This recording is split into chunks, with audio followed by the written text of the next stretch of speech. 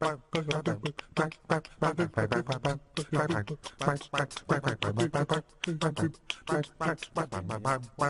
the same amount of responsibilities and duties, right? So I'd consider that kind of like a circle. And then we have one person above us who's the CA or the community advisor. So that person would, I guess, be, if you made a pyramid, be above us. And then finally, the boss that the community advisor reports to is the house fellow, who's in charge of the entire house and is paid by student life. Once a week, you're either meeting with your CA or your house fellow, right?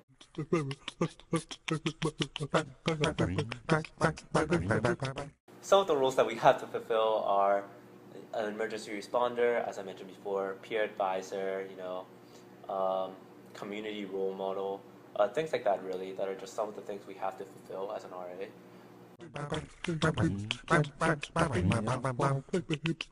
This is more of a personality thing, but I take more ownership of it.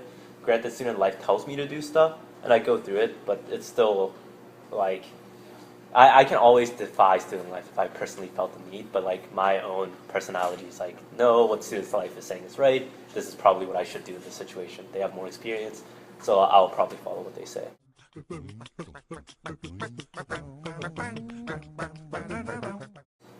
Some situations that we have a rigid guideline for that we need to follow would be, I guess, alcohol policies.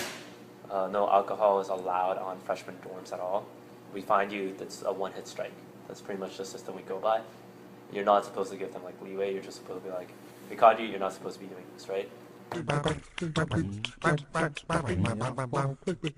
Long story short, I just found a bunch of people drinking, and then they're not supposed to be drinking because it's a freshman dorm. So I had to lay down the law.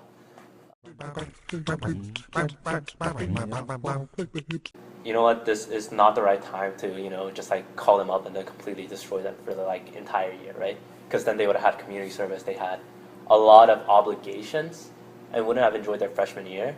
Plus that would have put a strain on almost my, not my respect for me, but their trust for me, right?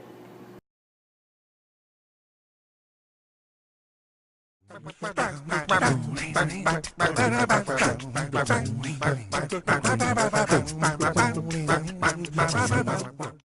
probably only had a couple people, and then the rest of the people worked in various ways for the rest of those people.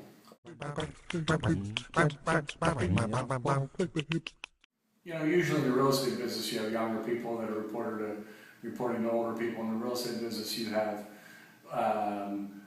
development people, you have leasing people, you have management people. Those are kind of the way it's broken out in the development business.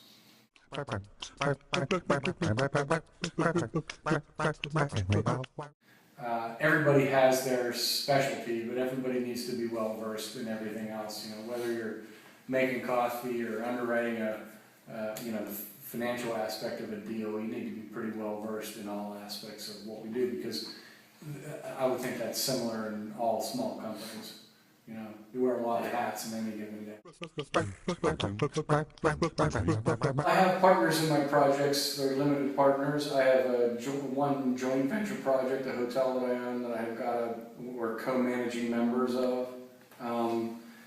But for the most part, I'm typically the general partner, the sole general partner in my deals, and the general partnership is where all the control lies. I let everybody, on a day-to-day basis make their own decisions, and sometimes, those don't work out so well, but especially the young guys, they need to have some decision-making authority. So. Yeah. But everybody knows if there's a big decision, especially that has a material financial impact, that, they've got to kind of run it by me.